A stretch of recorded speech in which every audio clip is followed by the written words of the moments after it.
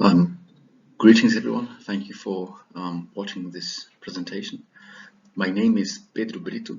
I'm a professor at the Pontifical Catholic University of Minas Gerais, Minas, and the talk that I'm going to give now is related to the paper Susceptibility to Hydrogen Embrittlement of Aluminum Alloy Circular Bars submitted to cold drawing, which is being presented at the 26th International Congress of Mechanical Engineering, Corbeil.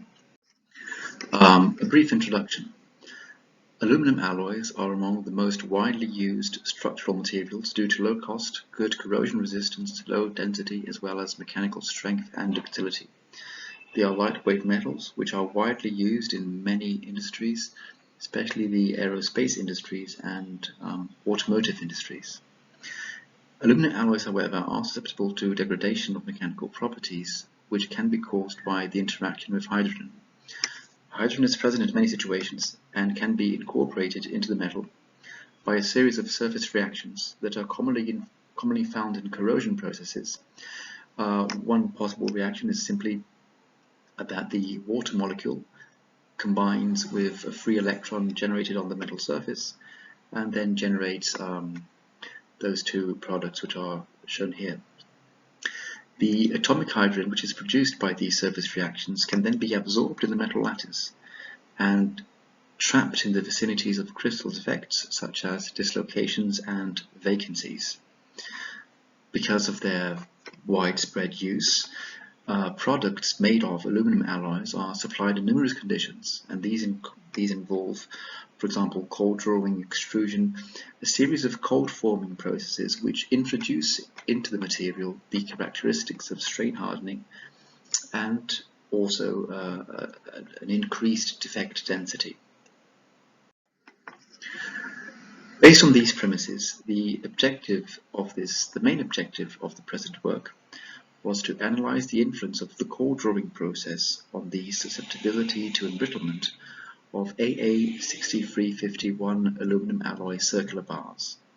Specifically, we aimed to perform successive drawing steps on these materials, then to evaluate the influence of the drawing reduction on the mechanical properties of the materials, and finally to evaluate the influence of the drawing reduction on the susceptibility to hydrogen embrittlement of the AA6351 alloy. So, some information concerning the experiments. The material which was used was the AA6351 alloy, as mentioned, which was received in the extruded condition in the form of circular bars having a 1-inch diameter. The composition of the materials is shown in the table, and because of the alloying elements, manganese, iron, silicon, the as-received microstructure revealed the presence of precipitates, which are highlighted in Figure C of the slide. Figure A also concerns the as-received condition, and since this sample was previously processed and was in a somewhat unknown condition regarding strain hardening, we performed an annealing treatment at 500 degrees for 2 hours in order to produce microstructure uniformization and try to minimize the presence of these precipitates. And the resulting microstructure that we obtained after annealing is shown in letter B. The drawing procedures were performed by reducing the 1-inch bar to 24, 23, 22 and 21 millimeter diameters. This resulted in a 0.11, 0.18, 0.25 and 0.32 reductions respectively. The setup for the drawing experiments is shown in the figure on the upper right side of the slide. And then after drawing, samples were submitted to mechanical testing in terms of tensile strength and Vickers microhardness profiles, which were determined along the sample cross-section. And for each drawing step, samples were tested in the pristine condition, and after contact with a hydrogen medium, the permeation of hydrogen was accomplished by cathodic charging in a 0.6 moles per liter sodium chloride solution containing 0.25 milligrams per liter of a recombination agent at a current density of 50 milliamps per square centimeter for a period of 4 hours. Now, concerning the results which we obtained. First, the cross-section hardness profiles. We can see what is more or less expected, that with successive drawing steps, the materials become increasingly harder, and this is known because the process was performed at low temperature, and in these conditions dislocation density increases and so does mechanical strength. A linear relation between reduction and hardness and the average hardness was found, and it's possible to notice in the first figure of the slide that hardness distributions along sample cross-section were more or less constant, so there were no significant variations in hardness concerning center and surface of the cold drawn samples. With respect to the tensile behavior, what is shown here is for each case, for each reduction, we have the samples before charging with hydrogen and after charging. And we can see that in all cases, the presence or the inoculation of hydrogen induces a significant loss in mechanical strength and also a significant loss in ductility, regardless of the reduction which was employed. So for 0.11, for 0.18, for 0.25, and for 0.32.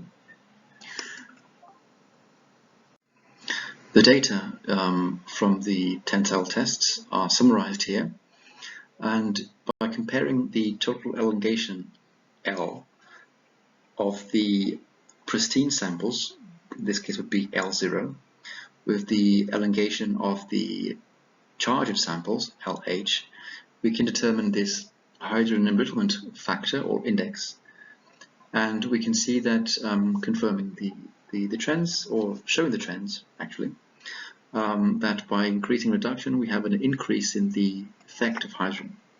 In fact, with the largest reduction, so for an overall reduction of 32%, the fracture behavior with hydrogen changed from mostly ductile, which is shown here in letter A, where we have the fracture happening at a 45-degree plane relative to the load direction, and it changed to a brittle fracture in which we have a 90-degree angle between the fracture plane and the load direction. So, in summary, in the present investigation, we evaluated the susceptibility to embrittlement of this AA6351 alloy according to the cold drawing process, and we could conclude that the incremental drawing process led to a linear increase in hardness of the initially annealed alloy. The charging in 0.6 sodium chloride solution containing the mentioned recombination agent for 4 hours led to a significant embrittlement in all tested materials, and the reduction in cold drawing process led to an increase in the susceptibility to hydrogen following a first order decay model. This, we would like to thank the Coordenação de Aperfeiçoamento de Pessoal do Nível Superior, CAPS, which supported one of the authors by a scholarship, code 001, and the Pontifical Catholic University of Minas Gerais by this project FIP 7626 of 2013. Thank you all for your attention.